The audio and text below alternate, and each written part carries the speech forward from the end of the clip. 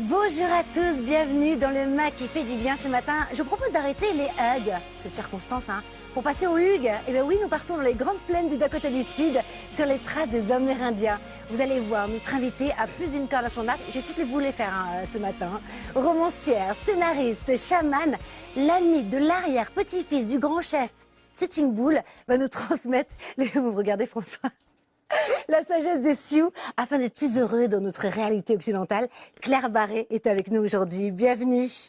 Bonjour. Merci d'être avec nous. C'est moi qui vous Et remercie. puis vous n'êtes pas venue seule, avec non, votre je suis venue avec, voilà, avec un ami exceptionnel, vous allez voir.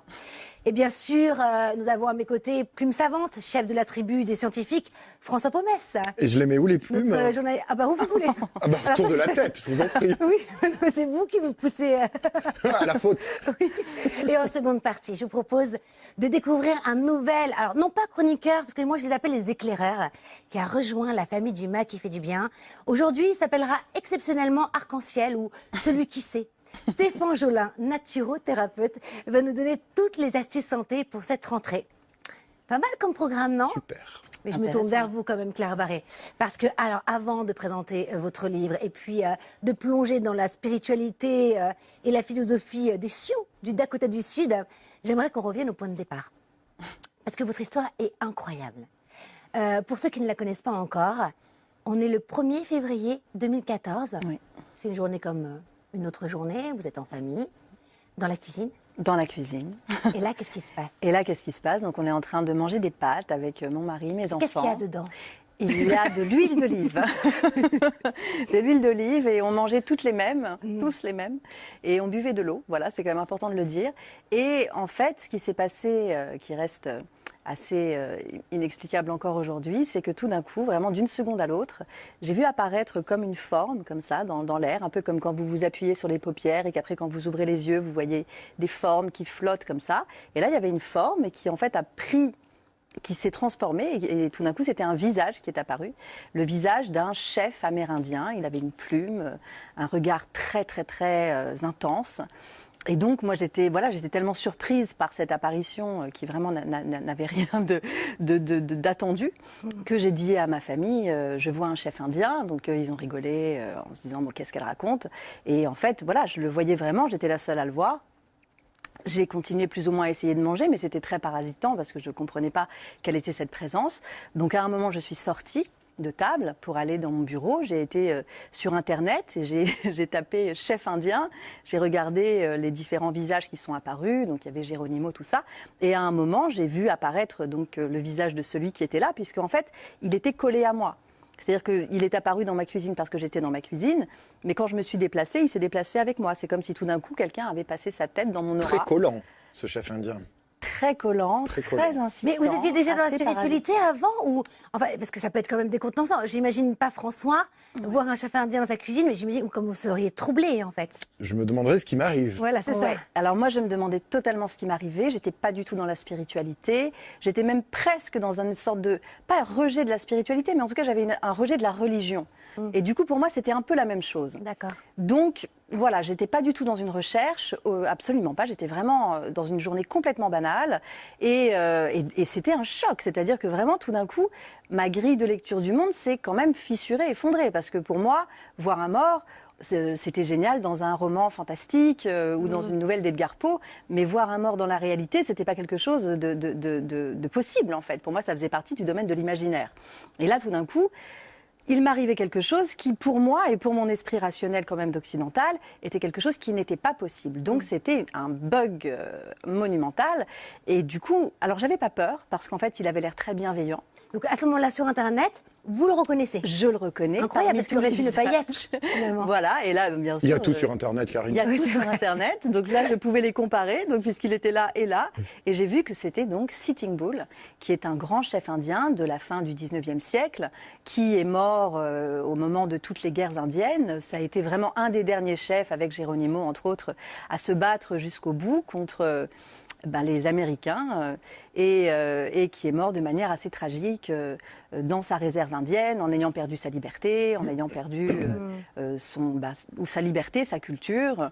Et il a été assassiné en plus par un membre de la police indienne, donc par un Lakota, qu'on appelle les Sioux et eux, ils se nomment les Lakota. Et donc j'ai passé en fait mon samedi entier à lire des choses sur les Amérindiens, à pleurer en découvrant aussi le génocide dont ils avaient été victimes. Donc je pleurais et en même temps je le regardais, il était là et j'essayais de lui dire que j'avais de la compassion pour lui. Donc on avait cette espèce de communication invisible, que j'étais la seule à voir et à percevoir. Mon mari, au bout d'un moment, me dit « Mais qu'est-ce que tu fais? Pourquoi tu regardes toutes ces choses sur les Indiens ?» Et je lui dis « Mais vraiment, je t'assure, je le vois, il est là, je pourrais le dessiner. » Et c'est lui. Il vous suit partout tout le temps maintenant? Il alors, est là il avec m'a nous, par suivi. exemple, sur le plateau? Ah non. Ça Ah, vous m'avez fait peur. Ah, moi, j'aurais adoré. Non. Ah bon? Ah oui, Non. c'est génial. Ça a duré 4 jours. Et 4 jours, c'est très très long. Pendant 4 jours, Même quoi pendant que vous dormez, fasse- c'est ça que vous... Alors Vous pendant avez- que je dormais, j'avais pas de rêve. Je sombrais dans un sommeil sans rêve, mais c'était le matin, au moment où j'allais ouvrir les paupières, et je me disais est-ce qu'il va être encore là? Et j'ouvrais les yeux et il était Ouais, encore c'est là. Et impressionnant. sous la douche? Sous la douche, Ah oui. voilà, partout. Donc c'est quelque chose qui est très intrusif, Ah qui oui. est très parasitant. Et en même temps, je sentais que ça avait du sens. Je sentais qu'il fallait que je comprenne pourquoi il était là et qu'à partir du moment où je comprendrais pourquoi il était venu, peut-être qu'il repartirait. Et mon but, très honnêtement, c'était qu'il reparte. Parce qu'en fait, voilà, c'était quand même une présence un Bien peu sûr. trop présente. Donc, à partir de là, après toutes ces recherches, qu'est-ce que vous faites? Alors, qu'est-ce que je fais? Comme c'était de plus en plus intense et que je commençais à entendre aussi des mots dans une langue que je ne connaissais pas et des sons de tambour, j'ai lu quelque part qu'il était considéré comme un chaman amérindien parce qu'il avait des visions. Et donc, quand j'ai vu le mot chaman apparaître, je me suis dit, ah, mais voilà, il faut que j'aille voir un chaman. Parce que du coup, cette personne croira au fait qu'on peut voir des morts, pourra entrer en communication avec lui et lui demander de repartir, enfin lui demander pourquoi est-ce qu'il est là et lui demander de repartir. Et donc, le lundi matin, j'ai été pareil sur Internet. J'ai vu les coordonnées. Je suis tombée sur le site en fait d'une chamane russe, Elena Michetchkina, qui habitait à Paris à l'époque. Et il y avait un aigle en fait sur sa page d'accueil. Et moi, ça faisait 2 jours et 3 jours que j'étais qu'avec les Amérindiens. Donc l'aigle, ça m'a parlé. J'ai vu qu'elle était russe, donc je me suis dit si elle est russe, peut-être qu'elle a une chance d'être une vraie chamane. Voilà, parce que je me disais que peut-être que dans Des sa charlatans, culture, j'avais aussi, peur des bien charlatans sûr. parce qu'en plus, ce qui m'arrivait, c'était très vrai. Ouais. Et c'était très perturbant. Donc il fallait vraiment que je voie quelqu'un qui pouvait réellement m'aider. Sinon, la deuxième option, c'était d'aller à Sainte-Anne. Donc et je voulais Il vaut mieux SOS chaman. Je voulais éviter. Je préférais SOS chaman. Ouais. Et donc je l'ai contacté. Et quand je lui ai dit que ça faisait 3 jours que je voyais un mort et que j'avais trouvé son identité, elle m'a écouté comme si je lui disais que j'avais un rhume. Donc pour elle, c'était tout à fait banal, quoi. Ouais. Donc elle me dit oui, d'accord, très bien. Vous avez vu un chef indien? Je dis oui. Et moi, j'avais plein d'émotions et j'étais complètement dans quelque chose qui me semblait extraordinaire, absurde. Et elle, non, elle trouvait ça, banal. Donc déjà, ça m'a rassurée. Je me suis dit, tiens, dans certaines cultures, ce qui m'arrive n'est peut-être pas quelque chose de fou. C'est ça. Donc déjà, ça a rassuré quelque chose. Et après, j'ai attendu donc de pouvoir avoir rendez-vous avec elle pour qu'elle puisse me jouer du tambour. Et là, quand elle m'a joué du tambour, je suis partie vraiment dans un voyage chamanique très, très, très intense, avec aussi bien des montées énergétiques qui fait que j'avais l'impression d'avoir des griffes énergétiques qui sortaient vraiment de mon corps, de mon C'est vrai marrant, ça me corps. rappelle Manimal, c'était une série à l'époque, vous vous rappelez? Ah, je me rappelle très bien. L'animal qui devenait un Et tout d'un coup, faucon. Bah oui. voilà, et se Ouais. transformait. Ou Alien. Non, mais non, oui, mais là, La c'est griffe moins qui romantique. sort. Ouais, mais Ah oui, c'est pas moins romantique. romantique. Voilà, donc là, il y avait quelque chose de très animal dans mon corps. Et en même temps, je suis rentrée dans un monde de vision où j'ai vu des animaux, une louve, un aigle. Je me suis retrouvée sur le dos d'un aigle. Et j'ai retrouvé Sitting Bull à ce moment-là.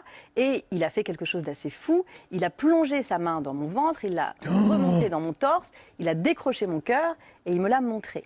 Il m'a Ouh, montré mon cœur et il me l'a mis, magnifique. il me l'a mis C'est dans la effrayant. tête. Non, c'est pas effrayant. C'est vrai, pourquoi je dis Alors, magnifique? J'avoue que si on raconte ça, moi, je vois le symbole. symboliquement, Là. c'était magnifique parce qu'il a mis mon cœur dans ma tête, comme si c'était Troisième l'idée œil de Non, dans même ma pas. tête. Je sentais D'accord. vraiment mon cœur qui battait dans ma tête. Non, non, L'esprit le et l'âme, c'est la même chose. Voilà, finalement. c'était l'idée de réfléchir avec son cœur en fait. Donc il y avait quelque chose d'incroyable, de beau, de fou.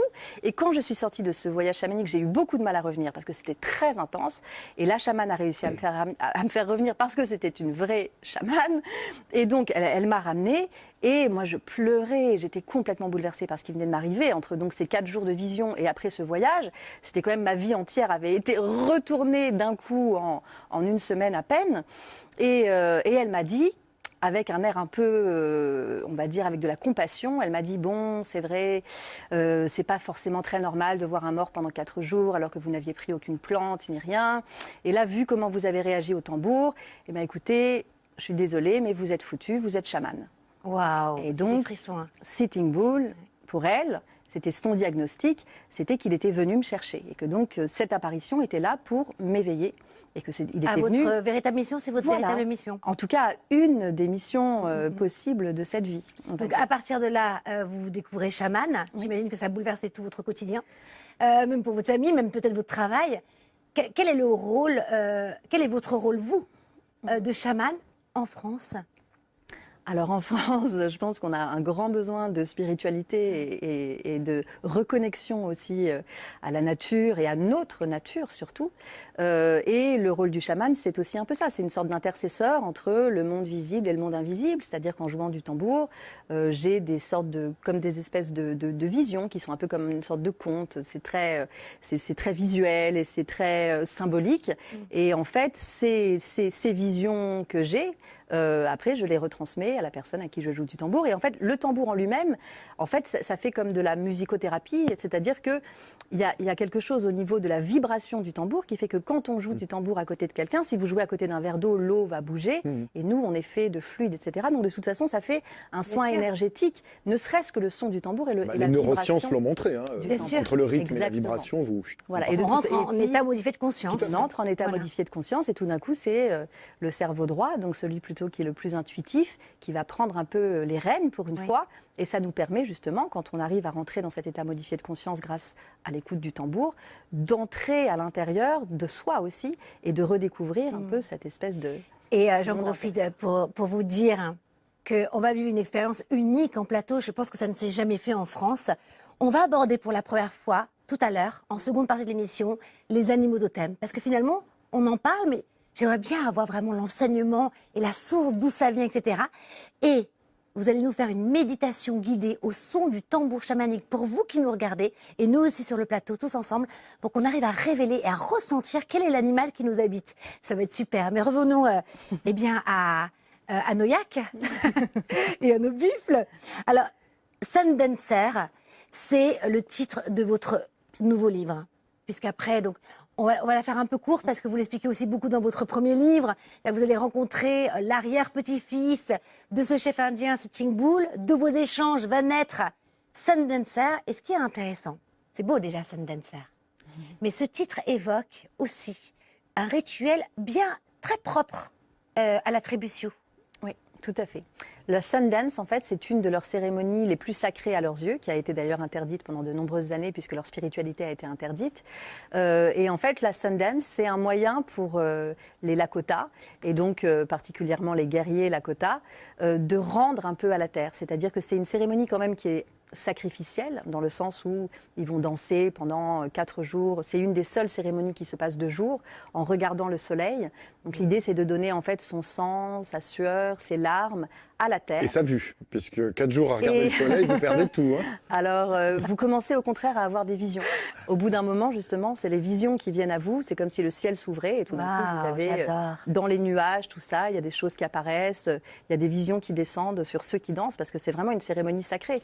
Et c'est une cérémonie qui, du coup, vous lie aux ancêtres et aux esprits des ancêtres. Donc, en effet, il y a peut-être une partie de votre regard qui va s'affaiblir, mais un autre regard va s'ouvrir. Va s'éveiller. Alors, les rituels aussi sont d'une importance cruciale dans la philosophie amérindienne. Je dirais même qu'ils sont considérés comme sacrés. Et même vous, on va beaucoup en parler d'ailleurs des rituels pendant cette émission.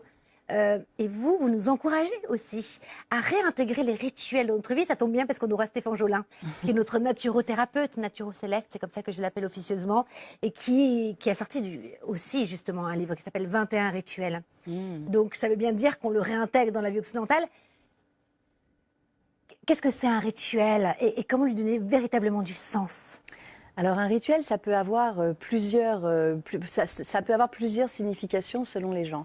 L'idée du rituel quand même, en tout cas pour moi, très souvent dans les soins au tambour, moi je reçois des rituels à offrir aux gens. Et très souvent l'idée en fait c'est que les messages viennent d'une espèce d'invisible. Et au moment où en fait on les rend visibles, dans ce monde en 3 dimensions, c'est-à-dire que par exemple, je vous dis, je ne sais pas, avec de l'argile, de dessiner un symbole quelconque sur le front, sur le cœur, etc. Et au moment où réellement vous prenez de la vraie argile et où vous dessinez réellement ce symbole-là sur votre cœur, eh bien, c'est un moment où vous faites de la magie du coup, parce que vous faites vibrer quelque chose dans ce monde-ci, et du coup, c'est comme si vous l'appeliez, et surtout, vous mettez votre intention à l'intérieur de cette guérison. Et tout est dans l'intention aussi, c'est-à-dire qu'un rituel, c'est aussi tout d'un coup de prendre le temps, de s'arrêter et de prendre le temps de faire quelque chose avec le cœur, quand vous dites avec ça, le cœur, en conscience. Et à partir du moment où vous arrivez à être dans cet ici et maintenant et à faire ces gestes rituels ou ces symboles, ou simplement de rester en silence, ça peut être un rituel aussi de simplement allumer une bougie et de prendre le temps de recréer un espace autour de vous sacré. Et là déjà, en fait, vous êtes dans une forme de guérison, et une guérison surtout dans laquelle vous êtes acteur. Et c'est ça qui est intéressant dans le rituel, c'est que c'est vous qui êtes acteur. Vous n'allez pas voir quelqu'un qui vous aide, vous essayez de vous aider vous-même. C'est ça. Et c'est ça qui est fort. Mais d'ailleurs, on en parlait ensemble dernièrement, c'est que aussi l'action pour l'ancrer dans la matière. Parce que souvent, les personnes qui sont spirituelles et qui font des rituels, c'est important aussi de le passer à l'action. C'est-à-dire que c'est pas juste imaginer et mettre une intention du cœur. Et ça, c'est très intéressant. On va revenir sur tous ces rituels, parce qu'il y en a pléthore, hein, finalement, et c'est passionnant parce que vous nous ramenez à la terre, à l'essentiel. Et c'est ce nouveau monde pour moi. Merci d'être avec nous ce matin. On fait une petite pause parce que là, il y a un petit test, un petit quiz. Ah, allez, un petit quiz rapide sur... justement, ça se rapproche de l'animal totem. Le sociologue Émile Durkheim avait décrit l'animal totem avec une grande spiritualité et comment l'animal pouvait être notre alter ego en termes de personnalité.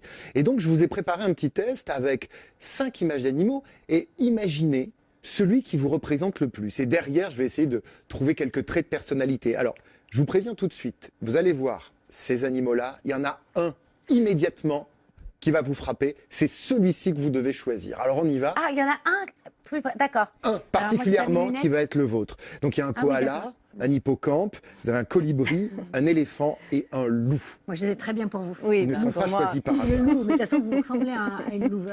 Oui. Mais c'est oui. vrai, hein. Bah, c'est beau comme compliment. Non, mais Oui, c'est c'est vrai. vrai, Bah, c'est oui, magnifique. oui, c'est C'est vrai. pas j'ai pas choisi un cochon. Hein. Non, il n'y a non, pas ça de va. cochon. Ils Non, sont bah, tous très très beaux, ces Ils sont animaux. magnifiques. Ils sont magnifiques. Ben moi, c'est marrant parce que j'aurais pas cru. Pas cru en quoi? Et l'hippocampe. Ah, ça vous parle, hein? Ouais, Ah vraiment. ouais, il est Mais je beau. vous vois en hippocampe. Il est C'est très, vrai, très beau. vous aussi. La douceur, vous flottez en fait dans quelque chose de... C'est un animal Donc on garde très l'hippocampe magique. hein, pour vous. Ah, c'est pour ça, il est magique, Ouais. l'hippocampe. Ah ouais, j'adore. Ah, ben voilà. Alors si vous avez choisi le koala, 3 mots pour vous décrire, simplicité, patience, énergie terrestre. Si vous avez choisi l'hippocampe comme Karine, la protection, la force et la douceur. Oh. Ça vous va bien. ouais. Si vous avez choisi le... Ah, je pensais que vous alliez dire le ridicule, Non. le manque Non. de sagesse. Non, le colibri, je plaisante pas avec mes tests. La joie, l'énergie positive et la sensibilité. Si vous avez choisi l'éléphant, Beau aussi. les liens familiaux, la dévotion aux êtres chers et la sagesse. Oh, c'est beau. Et si vous avez choisi le loup, comme Claire, la créativité, la spiritualité et l'amitié forte. Oh, magnifique. J'espère que ça Ah, vous c'est correspond. Et vous, alors, incroyable. c'est quoi l'animal que vous Bravo, choisiriez? merci. Alors, moi, je suis entre le koala et le loup. Ah, Oh, ben Intéressant. voilà, c'est ça, le côté mignon et le côté... Le côté mignon et le côté grrr. Voilà, voilà, là vous faites bien le... Alors continuons sur les rituels. C'est vrai, ça part vraiment, mais c'est n'importe quoi, hein. Franchement. Il faut... C'est votre cri. Faudrait que- J'ai fait grrr. C'est n'importe quoi. N'importe quoi. Alors, revenons à Nouillac, encore une fois. Alors oui, c'est vrai. Alors, il y a un rituel que je trouve formidable parce que les Sioux, et je crois dans la philosophie aussi amérindienne, ils sont très attachés aux ancêtres, ils les honorent et à travers des rituels. Et vous dites que c'est important, nous aussi en tant qu'Occidentaux, de revenir à ça. Pourquoi et comment? Alors c'est vrai que les Amérindiens sont très liés à leurs ancêtres depuis toujours, et en effet dans toutes leurs cérémonies en général ils essayent d'entrer en communication, les hommes médecine et les femmes médecine, avec l'esprit de leurs ancêtres. Et nous, c'est vrai que on est en tout cas ici très déconnectés de tout ça, que ce soit en Asie ou que ce soit en Amérique du Sud ou que ce soit justement en Amérique du Nord, il y a ce lien aux ancêtres. En Asie, il y a souvent des hôtels dans les maisons qui sont des hôtels faits pour les ancêtres. Et moi, c'est vrai que j'ai pris l'habitude de faire ça aussi chez moi.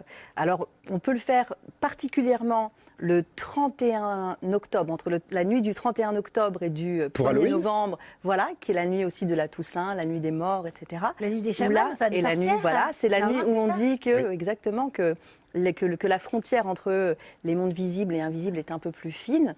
Et ce soir-là, vous pouvez décider de mettre quelques photos de vos ancêtres ou leur nom, ou alors simplement écrivez mes ancêtres, et vous pouvez leur mettre des fruits, des fleurs, des choses comme ça, comme des offrandes qui vont permettre en fait de garder ces liens, puisque vos ancêtres sont vos plus grands protecteurs et vos plus grands alliés, puisque vous êtes les fruits de leurs racines. Et donc, si vous arrivez justement à nettoyer un peu ces lignées et à garder un contact avec eux, ça vous fait des protecteurs et eux, en fait, se réjouissent Mais de vos c'est faux succès. ce que vous dites, parce que finalement, moi, alors, ma mère qui est vietnamienne, aussi a son hôtel avec Oui, bien toujours la photo, elle met des fruits, de l'encens. Moi, depuis que je suis petite, je vois ça. Ah oui. Et je me dis, ça serait formidable qu'on puisse maintenant l'intégrer tous les jours, parce que dans toutes les philosophies anciennes, traditionnelles, on explique que lorsqu'une personne, un être cher part, il peut nous inonder avec un pouvoir peut-être plein, beaucoup plus... Ah, c'est ce qu'on dit, hein. Oui. Est-ce que c'est vrai ou pas? Oui, bien sûr, on a Donc on vraiment peut, des on peut protections. invoquer, on n'est pas obligé de les honorer qu'une fois par an. Non, finalement. alors moi, ils sont toujours sur mon hôtel, mais parce que j'ai un hôtel qui est là tout le temps, avec des pierres, avec des statuettes, des bougies, des choses comme ça. Et c'est vrai que c'est important de temps en temps de se reconnecter à eux et de garder cette mémoire en fait. On a perdu beaucoup le sens de la tribu quelque part. On s'est tous un peu isolés les uns des autres et on a un peu oublié qu'on avait des parents, des grands-parents, des ancêtres. Et en fait, on fait partie quand même, notre corps en tout cas, fait vraiment partie de cette lignée. Et donc, on porte parfois d'ailleurs des fardeaux de transgénérationnels qu'on peut essayer de nettoyer. Et on porte aussi des fruits et on porte aussi des dons. Et donc, c'est important de réussir à retrouver cette connexion-là. Et vous ressentez, maintenant que vous le faites, vous ressentez vraiment l'amour venir ou même une protection plus forte? Oui, moi C'est important d'invoquer, c'est Oui, ça? c'est ça, de leur parler. Vous n'êtes pas la seule à nous le dire. hein. On a beaucoup d'invités qui nous demandent, Ouais. qui nous disent, même quand on avait fait l'émission sur les anges, que c'est important de demander. De demander. De Parce qu'en l'aide. fait, il y a un libre arbitre qui fait que si vous ne demandez pas de l'aide ne vous sera pas forcément offerte. Eh, Il c'est faut ça. il faut appeler. Mais vous, il est venu. Alors moi, je Sitting ne Bull. l'ai pas appelé Sitting Bull, il est venu à moi. Oui, c'est mais là, vrai. c'était. Mais j'ai particulier. dû l'appeler peut-être avant de naître. On ne sait pas après quelles sont les missions d'âme qu'on se pose avant C'est même ça. de naître. J'imagine que j'ai dû... c'était quelque chose qui était sans doute prévu, puisque c'était quelque chose qui vraiment m'a éveillée d'une manière... Eh bien, on va faire une petite pause. Est-ce que ça vous dit de Buller buller? Mais Oui. moi, oui, Oui, bien sûr. Et vous vous, aussi Claire? De buller. Oui, on bulle. Oui. Allez, on bulle alors.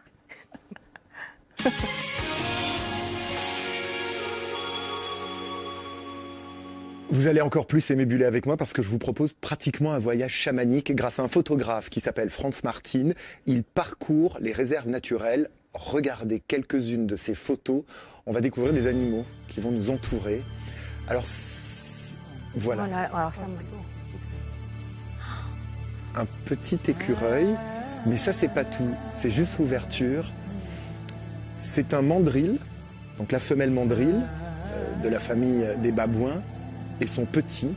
Tout ça, c'est photographié vraiment en liberté dans des réserves naturelles. Un petit macaque. ah, moi, c'est très émouvant. Ouais. C'est très émouvant parce que finalement. Ouais, pardon. La panthère des neiges, Karine, qu'on peut trouver à 5500 mètres d'altitude dans les plateaux de l'Altaï. Un animal rare, absolument magnifique. En fait, reconnectez-vous à ça. Et vous voyez, Karine, l'émotion que ça procure. Et celui-ci, je vous le dédie parce que c'est un guépier. C'est un petit oiseau qui a une particularité parce que pour séduire la belle, il lui offre, vous savez quoi? Non. Des insectes. À grignoter. C'est tellement mignon. C'est joli. Sauf qu'en cette période, merci François. Merci. Ça fait du bien de se reconnecter à l'essentiel, à la nature. Arrêtons les divisions. Hein? Aimons-nous vivants. Non mais c'est vrai, c'est bateau. Mais je me Aimons-nous dis, c'est- vivants. c'est Ça me rappelle important, quelque hein. chose. Merci infiniment, j'ai adoré cette bulle. Restez avec nous, la seconde partie de l'émission arrive au galop. Hein, en yacht, en bulle. Nous allons vous dévoiler tous les secrets et miracles des plaines du Dakota du Sud afin de les utiliser dans notre vie quotidienne. Nous vivrons également en direct une démonstration de tambour chamanique pour entrer en état modifié de conscience collective. Et on va parler et aborder aussi les animaux totems. Et puis on reçoit aussi notre nouveau chroniqueur, notre éclaireur, Stéphane Jolin. Bref, à tout de suite.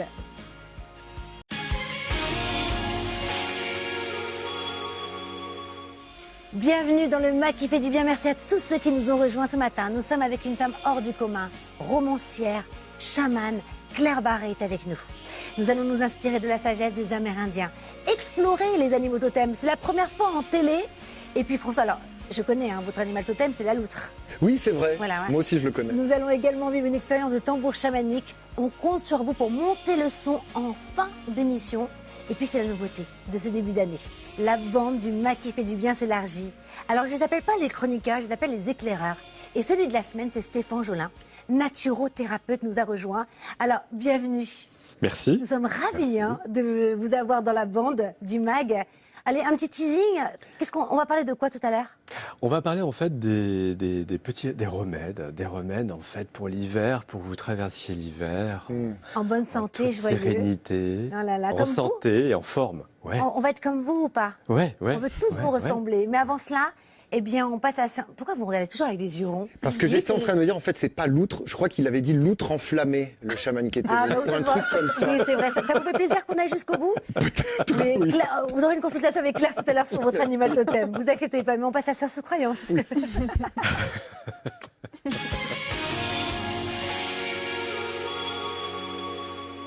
François, c'est science ou c'est croyance? C'est science ou c'est croyance? D'abord, vous allez deviner ce à quoi je vais faire allusion. En trouver un, ou mieux, l'avoir près de soi, serait un véritable porte-bonheur. Un flac à feuilles. Non.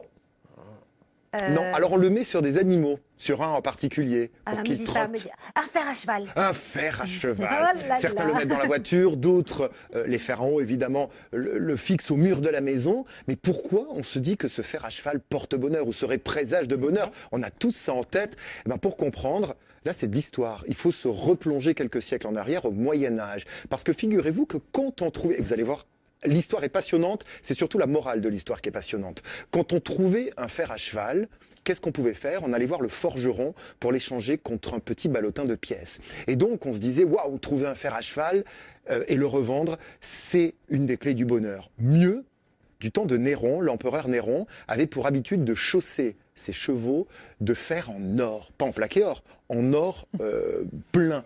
Et donc, parfois, lors des longues balades, les chevaux perdaient un fer à cheval en or, et le trouver, c'était un immense présage de bonheur jusqu'à la fin de ses jours, puisqu'on pouvait le revendre contre là un ballotin de pièces d'or. Et donc, dans ces deux histoires, qu'est-ce qu'on comprend? On comprend que le bonheur est associé à quoi? À la richesse. Ça. Et est-ce que l'argent fait le bonheur ou y contribue? C'est la véritable question qui se pose derrière ce fer à cheval, dont le seul attribut de bonheur est lié uniquement à l'argent et à la richesse. Et vous pensez qu'aujourd'hui, encore certaines personnes ont un fer à cheval chez eux? J'ai vu, moi, C'est vrai vois chez mes parents à la campagne, on voit des maisons avec le fer à cheval clouté vers le haut. Et j'ai même vu des... Clouté vers le haut. Oui, clouté vers le haut. J'ai même vu des VTC que je prends régulièrement avoir un petit fer à cheval C'est coincé vrai. dans l'aération de la voiture. C'est génial. On a déjà vu ça. Ouais. J'ai vu ça. Merci François. Voilà. On va revenir à nos rituels. Claire Barré, vous venez nous présenter votre livre fantastique pour nous inspirer de la spiritualité des Amérindiens, mais aussi plus particulièrement de la tribu des Sioux, de chez Guy Trédaniel. Alors vous nous ramenez vraiment à l'essentiel et vous nous dites justement que ce livre, il a été aussi écrit pour qu'on puisse s'inspirer, nous, dans notre vie occidentale, de toute cette sagesse. On va continuer sur les rituels. On a bien exploré en première partie, mais on va continuer. Alors, il y a un rituel que j'ai adoré, qui se trouve dans votre livre, inspiré des hommes médecine. C'est pour purifier la maison et balayer les énergies négatives. Qu'entendez-vous par les énergies négatives, les balayer d'une maison? Qu'est-ce que c'est? Et finalement, comment fait-on pour justement purifier une maison? Alors c'est vrai que les Amérindiens utilisent beaucoup la fumigation pour purifier les lieux. Donc très souvent ils utilisent la sauge blanche et aussi la sweetgrass, qui est quelque chose de plus lakota qu'on trouve beaucoup et qui a Qu'on connaît moins ça. Voilà, qui a C'est quoi, une c'est odeur une un peu herbe? oui, ça a une herbe un peu de foin. D'accord. Voilà, de foin, mais c'est très puissant. Et en fait, ils utilisent ça toujours dans les maisons, avant les rituels, avant les cérémonies, par exemple. Et vous, si vous le souhaitez, bien sûr, vous pouvez aussi, chez vous, utiliser donc ce bâton de sauge l'enflammer. Normalement, il faut laisser une Le fenêtre gros brin de ouverte. sauge qu'on connaît en fait. Hein. Voilà, exactement, qui sont souvent sous forme de bâtonnets comme ça. Ouais. Et donc, il faut laisser une fenêtre ouverte parce que l'idée, c'est quand même justement de renouveler l'air et de chasser tout ce qui pourrait être stagnant, on va dire. Et en fait, de passer cette fumigation comme ça chez vous, en commençant par la porte d'entrée. Et en général, on dit qu'on fait dans le sens des aiguilles d'une montre, si vous le souhaitez en tout cas. Et vous passez de pièce en pièce comme ça, en faisant attention peut-être aux endroits où il y a les détecteurs de fumée, Oui. si vous voulez pas que tout se mette à sonner, bien sûr. Il y a un vrai changement, un avant et un après. Ça peut changer ça vraiment là. purifie complètement, ça purifie les lieux. Et ce qui est assez étonnant, et c'est ce qu'Ernie me disait, donc mon ami avec qui j'ai écrit ce livre, L'arrière-petit-fils du grand chef indien, l'arrière-petit-fils de Sitting Bull, voilà, c'est que il y a eu des scientifiques qui ont fait des études autour des fumigations et qui se sont aperçus qu'en effet, le fait de faire des fumigations, ça asséchait et ça enlevait tous les petits champignons un peu d'humidité qu'il peut y avoir, qui sont souvent invisibles. Et donc, ça chasse vraiment des mauvais esprits, en tout cas que nous, on pourrait Parce que voir des esprits peuvent venir dans une maison. Qu'est-ce que vous appelez mauvais esprit? Non, bah alors oui, alors là, les champignons, par exemple, qui pourraient éventuellement après c'est ça, mauvais avoir esprit une affection, bah, en tout cas, Mignon. ça peut être C'est un vu mauvais comme ça. micro-organisme. Parce que s'il y a des vrais mauvais esprits, je pense qu'il faut aller un peu plus loin que la sauge. Mais en tout cas, ça purifie votre espace de travail, par exemple, ou si tout d'un coup vous voulez faire une petite méditation, ou si vous voulez faire... C'est bien, en fait, déjà, ça ouvre une sorte de forme de rituel. C'est comme d'allumer une bougie, tout d'un coup de faire brûler cette sauge, et vous pouvez purifier si vous avez un tambour. Alors, un rituel qui est accessible en France et qui est bien sûr inspiré de la philosophie amérindienne, ce sont les quêtes de vision. Qu'est-ce que c'est? Alors, les quêtes de vision, ça fait partie en effet aussi de toutes les cérémonies les plus importantes des Amérindiens et qui se faisaient en général à l'époque, qui se font toujours bien sûr, hein. C'est plutôt en été qu'on les fait. Et l'idée, c'est, sans manger et sans boire, de rester 4 jours et 4 nuits isolés sur une colline ou quelque chose comme ça, dans la nature, avec bien sûr des gens qui sont en bas et qui... Mais c'est pas dangereux, par exemple, de conseiller ça aux Occidentaux? Alors peut-être qu'il y a des gens qui sont des pas malaises. prêts à 4 jours, faire 4 nuits. 4 jours, 4 Sans nuits. boire, sans manger. Voilà, sans boire, sans manger. Et il y a des gens qui le font parfois simplement pour une journée ou pour 2 journées. D'accord. Mais on va dire que dans la tradition, c'est 4 jours et 4 nuits. De toute façon, le chiffre 4 est un chiffre sacré pour les Amérindiens. Et l'idée justement de cette privation, bon, on peut survivre sans eau et sans nourriture. Après, vous pouvez, pourquoi pas, boire un tout petit peu. La Mais nourriture, demandez à vous pouvez votre vous en médecin, je passer. suis obligée de le dire quand même, Demandez à voilà, votre n'essayez médecin. pas de faire tout et n'importe quoi à la Et maison surtout, il ne quand faut on pas n'est le faire pas... tout seul, il faut le C'est faire ça. guider, Accompagné. accompagner, bien sûr. Et très souvent, d'ailleurs, les gens vont d'abord être les accompagnateurs de ceux qu'on appelle les quêteurs, qui vont aller faire leur quête. Et ils restent en bas, ils préparent justement tout ce qui se passe dans le campement. Et l'idée, justement, Oui, quel est le but? Le but de ça, Ouais. ça s'appelle une quête de vision. C'est que c'est un peu comme pour les Sundays dont on parlait tout à l'heure. C'est qu'au bout d'un moment, du fait de à la fois l'isolement, la privation et donc une espèce de reconnexion à sa propre spiritualité, des visions arrivent. Et Oui, donc le ça peut être cerveau, des visions. est un modifié de conscience, Le finalement. cerveau, exactement. Parce C'est une qu'il est en manière manque. d'ancrer. Alors il est en manque et du coup, en fait, quelque chose se passe et ça lui permet d'entrer en connexion avec des visions ou avec c'est souvent des visions en fait qui vont servir la communauté par ailleurs. C'est ça en tout cas que les Amérindiens cherchent. Oui, c'est pas rarement pas pour eux qu'ils le divinatoire font. finalement, c'est pas... Non, c'est des Là, c'est des visions. conseils finalement, de sagesse. Exactement. Pas mal, Mais ça. parfois c'est aussi des visions d'avenir. Ernie, Ok. il a eu beaucoup de visions d'avenir qui lui sont venues pendant les Ernie, fêtes qui est du donc l'arrière-petit-fils de Sitting Bull, hein, pour ceux qui nous rejoignent, Voilà. le grand chef indien. D'ailleurs, vous qui êtes naturopathe, Oui. naturothérapeute, excusez-moi, qu'est-ce que vous en pensez? Parce que il y a aussi on parle du jeûne. Ouais. Est-ce que 4 jours comme ça, qu'est-ce que vous en pensez? En tout cas pour les Occidentaux. Pour les Occidentaux, je crois qu'effectivement, il faut vraiment une préparation parce que quelqu'un qui arrive effectivement avec des habitudes alimentaires un peu compliquées, assez désastreuses et qui d'un coup, d'un seul, se mettent effectivement à ne plus manger, ne plus boire pendant 4 jours sans préparation, enfin je me trompe peut-être, mais après effectivement, même quand on se Mais ça, vous y prépare croyez? au jeûne, moi j'y crois vraiment, parce que lorsqu'on pratique le jeûne, au bout de quelques jours, on sent cette allégresse et qu'on arrive effectivement dans une dimension différente, les perceptions s'affinent et on voit en fait des choses qu'on ne voyait pas du tout dans un état de conscience classique. Merci. clarté Alors, d'esprit. Oui. il y a Ça paraît. aussi un autre rituel accessible en France, c'est la hutte de sudation. Oui, la hutte de sudation. Alors en général, les deux vont Je sais ensemble. pas s'il y a une photo d'ailleurs, Par ailleurs. Clément, qui est en régie, notre Clément adoré. C'est comme un sauna. Ah bah voilà, donc c'est ça une hutte. Alors Ah mais il n'y a pas le c'est- tissu là. Non, Ah oui. voilà, Mais vraiment. exactement. Parce que là, on suit. Là, c'est la structure. On ne suit pas du tout, là. Là, c'est En fait, la il faut que je regarde les structure photos de la avant quand hutte. même de les mettre à l'antenne. Parce qu'en fait, Et si vous voulez, il y a une normalement- tente. Hein. Voilà. Et normalement, donc, en tout cas, les Amérindiens, eux, ils mettaient des pots d'animaux, des pots de bison pour vraiment rendre Là, c'est une la cage hutte. de Là, c'est sudation. vraiment la structure. Donc, tout est très sacré dans la manière de la faire. C'est une de mes amies qui m'a prêté cette photo Ah non, puisque vous la l'avez hutte exprès, d'accord. n'existe Je pensais que plus. c'était quelqu'un de la Non, régie non, qui non, avait pas choisi du au tout. hasard. Très Absolument bien. pas. Et c'est une hutte qui n'existe plus aujourd'hui, mais qui a existé. Et c'est vrai que Ah. normalement, on ne prend pas de photos en fait de ces choses-là. C'est Ah pour ça bon que là, on l'a prise parce que la hutte n'existe plus. D'accord. Et en fait, l'idée, c'est à l'intérieur de cette hutte d'entrer déjà à genoux en humilité, comme si on était dans le ventre de la terre-mère. Il y a un grand feu à côté sur lequel on fait brûler des pierres, les brûler à blanc. Et en fait, les pierres sont introduites au cœur de la hutte et on jette de l'eau dessus, ce qui va provoquer une fumée extrêmement dense. Et donc, c'est vraiment une hutte de purification. L'idée, c'est vraiment de rendre. Mais en fait, c'est toutes ces assez, mauvaises c'est pour des champions de la vie en fait finalement tous ces rituels. Ah, les rituels des Lakota, c'était des guerriers. Oui, quand non, même. j'adore Donc, le il y a pouvoir de quelque l'esprit sur le chose, corps humain bien sûr. finalement. Hein. Et puis eux, de toute façon, mangeaient assez peu par rapport à nous. C'était quand même des C'est un peu un nomades. sauna, non? C'est exactement, Oui, c'est comme ça, c'est un sauna. c'est exactement comme un hammam même presque, parce que il y a vraiment beaucoup de vapeur, puisqu'on on jette de l'eau sur les pierres. Il faut y La rentrer nu. vapeur est extrême. Voilà. Parce que là, Mais moi je l'ai fait en Nu fait. comme quand on était. Ah, Ouais, j'ai déjà fait. ah génial. Et alors? C'était formidable. Bah, j'étais la dernière à être restée dedans. Waouh. Ouais, avec le tambour chamanique. Ok. Ouais. Bon. Mais parce que je suis orgueilleuse. Parce que c'est vrai qu'il fait très chaud. Il fait très Mais chaud. c'est vraiment un moyen, en fait, Et en plein hiver, c'était pendant Noël. Ah, Donc, magnifique. c'est super. Et en fait, c'est un moyen de se débarrasser, encore une fois, justement, de ces mauvaises énergies, de choses comme ça, de toutes ces choses qui nous alourdissent. C'est une purification. Et très souvent, justement, il y a une hutte de sudation avant une quête de vision. Donc tout ça, en fait, c'est vraiment ils avaient une vie très cérémoniale, très en lien avec la nature.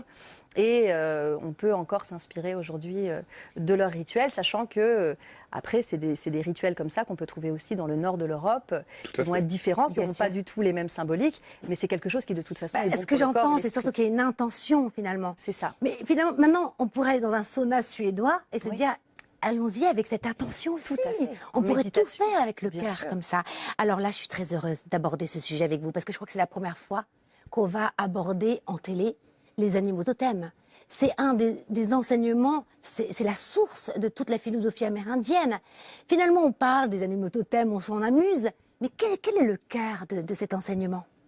Alors le cœur de cet enseignement, l'animal totem ou l'animal guide ou l'animal allié, en tout cas moi tel que je le connais, c'est vraiment un animal qu'en tout cas dans ma pratique à moi, on rencontre au son du tambour. Alors, en tout cas, moi, c'est comme ça que j'ai pu les rencontrer et que d'autres peuvent les rencontrer en écoutant le tambour. Et de retrouver cet animal, parce que pour moi, c'est vraiment des retrouvailles. Parce qu'on est tous reliés à un animal, c'est ça que vous êtes en train de dire? Voilà. Chaque être humain, ça me rappelle un conte, un film très connu où justement ils ont un peu l'animal jumeau. Enfin, Ah qui les oui, suit c'est ça, partout. qui venait d'un livre que D'un- j'avais lu, La boussole. Exactement, je sais plus c'est comment ça. s'appelle exactement. Donc ça serait un C'est peu très ce beau. concept-là. Voilà, c'est ça. C'est que comme si, alors Ernie le raconte aussi dans son livre, L'arrière-petit-fils de l'arrière-petit-fils de Sitting Bull, que lui, par exemple, la première fois qu'il est entré dans une hutte de sudation, les gens l'ont salué et il a été voir l'homme médecine à la fin en lui disant mais pourquoi est-ce que les gens m'ont salué? Je les connaissais pas. Et l'homme médecine lui a dit ils ont salué l'aigle qui est entré avec toi. Donc voilà, il est entré en fait avec son Ils ont vu animal et ils l'aigle. l'ont vu et c'est lui qu'ils ont salué. Et pour lui en fait, par exemple, l'aigle qui donc l'accompagne depuis sa naissance, c'est celui qui l'emmènera aussi au moment de sa mort au pays des morts et au pays de ses ancêtres. J'adore. Et donc cet animal, c'est comme une alliance de cœur. C'est comme un frère spirituel, c'est comme une deuxième moitié d'âme. Et c'est comme de se reconnecter aussi, quelque part, avec une partie enfouie de soi, une partie animale qui a été beaucoup coupée, qui a été beaucoup déconnectée. Parce que nous, bien sûr, on a été élevés dans des choses... notre éducation a plutôt coupé la partie animale qui pouvait être en nous pour des questions de civilisation, tout ça. Mais donc de retrouver cette part aussi un peu sauvage, un peu animale, c'est vraiment comme de revenir à la maison. C'est à la fois très réconfortant, c'est très émouvant.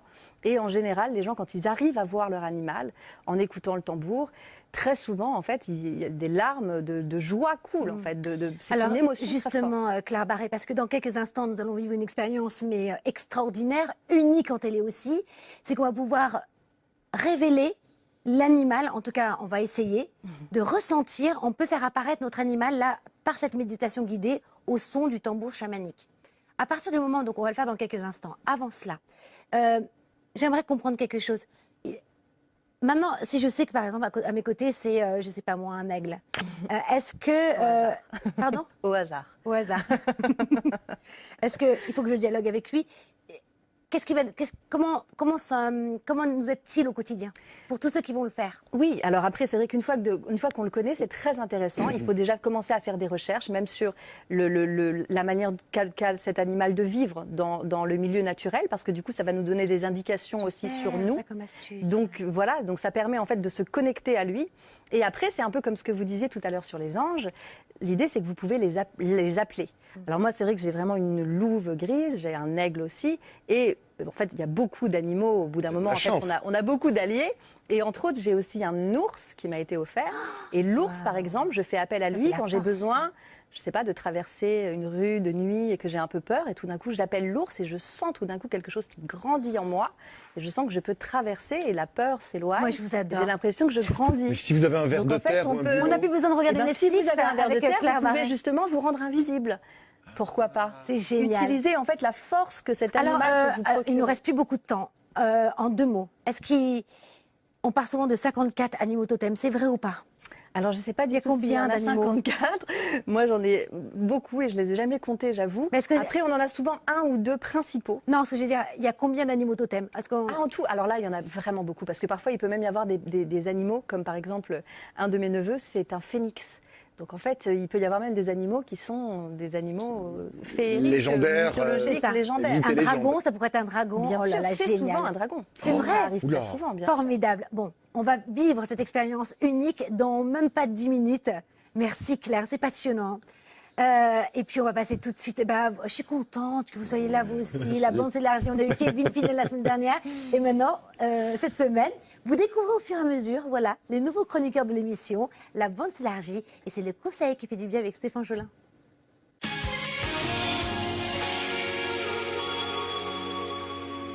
Stéphane Jolin. Alors, j'étais en train de réfléchir là pendant le jingle. Vous savez en quoi je vous vois, moi? Vous me direz tout à l'heure avec la méditation guidée. En lynx. En lynx, Ça va bien, non? ça me plaît bien. François? Oui, vous étiez comme Plutôt. ça la dernière soirée d'ailleurs, Hein en lynx. Oui, et je crois que vous étiez en lapin. J'étais en lapin, absolument. J'ai oublié que tu étais chasseur d'ailleurs. Bravo, il y a de la répartie maintenant entre chroniqueurs, je trouve ça génial. Alors aujourd'hui, vous allez finalement nous aider à vivre le mois de janvier, à accueillir cette saison, mais aussi avec les phénomènes de la vie, hein, Oui. en harmonie. Ça Oui. continue avec le chamanisme. Alors, dites-nous tout, on commence par quoi? Des petites astuces. Alors, c'est des petites astuces, en fait, des remèdes au quotidien qui aident énormément. Alors, c'est vrai que le mois de janvier, c'est un mois où que les gens, en général, n'aiment pas trop parce qu'il fait froid, la lumière n'est pas beaucoup là, alors que c'est un mois extraordinaire pour préparer les semaines qui arrivent. Mais en même temps, on a envie de rester en forme au mois de janvier parce que c'est un mois où on est fatigué, où on se réveille pas très bien, pas très enthousiaste pour affronter sa journée. Et puis, durant justement cette journée, eh bien, on se traîne un peu. Alors, il y a un remède que tout le monde peut faire, un remède que l'on peut trouver partout et que l'on peut emporter chez soi, et c'est pour ça que je l'adore. Eh bien, c'est un remède que les Chinois, la médecine chinoise nous a procuré depuis des millénaires, donc on n'a pas besoin de vraiment de vanter et de prouver l'efficacité, c'est l'eau bouillie. Alors l'eau bouillie comme ça, c'est pas très sexy, Non. mais quand on commence à en boire, et tous ceux qui le pratiquent vous diront, plus jamais je pars de chez moi le matin sans mon eau bouillie. Et sans ma langue brûlée. Et sans une langue brûlée, parce que on sait comment s'y prendre avec l'eau bouillie après. Ah. Vraiment. Vous Alors nous qu'est-ce que ça expliquez. fait l'eau bouillie? Écoute, c'est très J'aime simple. beaucoup votre duo. Alors d'abord, savez-vous pourquoi il faut la faire bouillir? Parce que vous pourrez me dire, mais pourquoi pas mettre de l'eau classique, hein? Eh bien, en fait, on s'est aperçu que lorsque l'on fait bouillir l'eau, on transforme sa molécule. Et cette molécule chargée d'ions négatifs, qui sont pourtant les bons, eh bien, vont totalement réhydrater la cellule. Alors ça, déjà, c'est pas mal. Ça veut dire qu'en buvant de l'eau bouillie, on se réhydrate beaucoup mieux qu'en buvant de l'eau normale, sans qu'elle soit bouillie. Et moi, parce que c'est grâce à vous que je le fais et ça a changé toute ma vie et même ma santé, il y a une chose, c'est que c'est le matin à jeun. Et oui, Ça, c'est alors, important. la première chose qu'il faut faire le matin à jeun, c'est de réhydrater son corps, notamment l'intestin. Et quoi de mieux que de l'eau bouillie pour réhydrater son intestin et détoxiner le foie et la rate, la vésicule biliaire. Donc, En même temps. un verre d'eau chaude tous les matins. Et je crois que c'est le secret aussi des Japonais à Oui, Okinawa. tout à Ceux qui fait. sont justement Les centenaires. Centenaires. jusqu'à je ne sais plus quel âge. C'est formidable. Et on termine avec encore une petite astuce. Oui, alors l'astuce que j'aime énormément, c'est l'huile essentielle de carotte, Ah. qui est vraiment le légume par excellence de la Aimable. terre mère. Oui, c'est les pour cuisses devenir roses, chère aimable, Karine. les cuisses roses. Et c'est, eh bien, la carotte, c'est élargir la conscience. J'adore la carotte. C'est son prisme de couleur, c'est l'arc-en-ciel. Ah, bah, Alors voilà. au mois de janvier, c'est vraiment extraordinaire Génial. d'avoir un C'est arc-en-ciel pas avec vrai, c'est soi. l'énergie de l'arc-en-ciel. Oui. Mais j'aime Au tellement mois de cette janvier. émission. Mais en même temps, elle va nous faire un très beau cadeau, puisque l'huile essentielle de carotte, dans sa symbolique, c'est d'ensemer ce qu'on a envie d'avoir au printemps. C'est maintenant qu'il faut le faire. On prépare notre printemps. On prépare notre J'adore. printemps.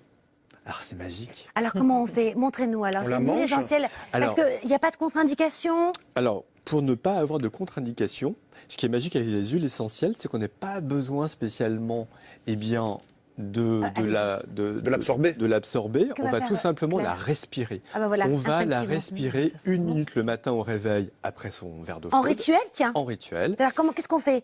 On Eh respire, bien, on remercie. Oh, ça sent respire, bon. Vous faites- on voit, on sent effectivement tout ce... C'est extraordinaire. Ah mais c'est magique, c'est sent très magique. bon.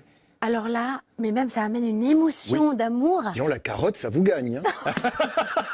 Ah non, mais ça vous transforme. Ça ne pouvait plus de moi. Moi. Donnez-moi la carotte. Allez. La carotte et le bâton, généralement, ça va allez-y. ensemble. Allez-y. Ouais, c'est très fort. En fait, l'huile essentielle, moi j'aime beaucoup parce que je trouve que c'est un rituel pour fainéants, et j'aime bien, parce que l'huile essentielle, en 7 secondes, donne son information au cerveau reptilien. Elle ne passe pas la barrière du mental. Il faut simplement se laisser gagner par ce que l'on ressent, et c'est gagné.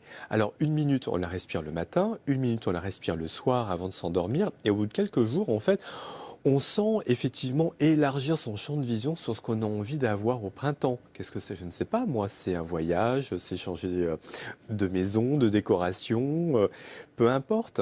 Mais en fait, ça va germer. C'est un peu comme eh bien, l'agriculture qui va planter ses petites graines dans le sol. Tout l'hiver, ça va faire son travail. Et au printemps, pof, ça y est, ça éclot. Mais vous êtes un poète. Qu'est-ce que je suis heureuse de vous recevoir dans l'émission, de vous avoir avec nous dans la bande. C'est génial. Super info. Et ça revitalise aussi? Ça revitalise forcément puisque l'arc-en-ciel, la couleur de l'arc-en-ciel, en fait, redonne ce moral, ce peps Bah, c'est ça. que l'on tellement perd beau. parfois. Ah au mais mois je de vais aller m'en janvier. acheter dès ce soir après l'émission. Je trouve ça super. Enfin, cet après-midi. Merci Stéphane. Merci. On se retrouve Plaisir. le mois prochain et vous découvrirez une nouvelle personne de la bande la semaine prochaine. Mais ça y est, le moment tant attendu est venu. Alors, c'est ce que fait l'huile de carotte aussi. Vous voyez? C'est pas en abuser. On remet le cerveau en place. Alors, on va vivre. Là, je vous propose de monter le son chez vous. Vous êtes peut-être avec votre famille, vos enfants, tout le monde peut participer. On va essayer, on va fermer les yeux, hein. On va se laisser guider par une méditation pour ressentir, vous allez nous amener à ressentir l'animal totem qui est en nous, avec qui on pourra dialoguer, qui nous accompagnera en fait dans notre vie pour nous protéger. Voilà. Ouais, une méditation qui va permettre à ceux de le visualiser, d'essayer de le visualiser en tout cas. C'est le but. Merci. Alors on y va. Une méditation d'1 minute et demie, ça va? Oui. Allez, on y va. Allez. Alors, Stéphane, oui, merci. Installez-vous bien, fermez les yeux et essayez donc d'entrer dans cet état de visualisation.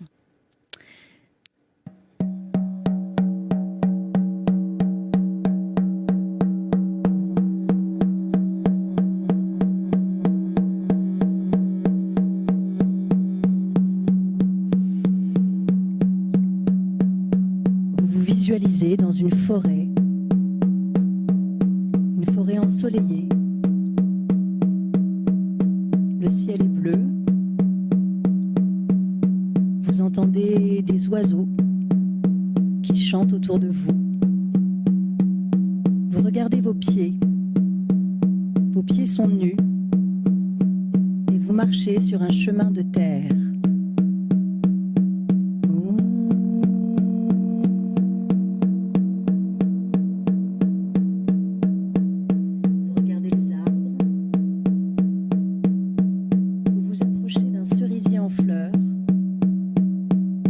vous posez votre main sur l'écorce de l'arbre et vous sentez sa sève qui remonte dans son tronc.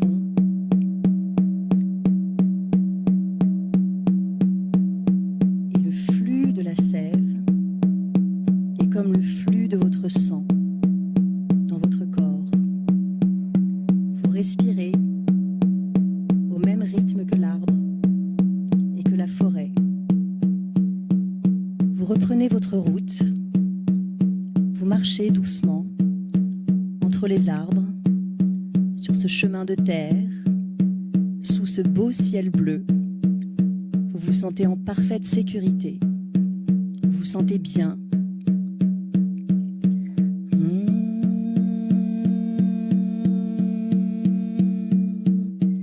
Vous arrivez dans une clairière. Vous vous asseyez sur l'herbe au milieu de cette clairière. Et là, vous entendez un son. Vous tournez doucement la tête et vous apercevez un animal entre les arbres qui vous observe. Vous lui rendez son regard et vous l'observez avec amour et confiance.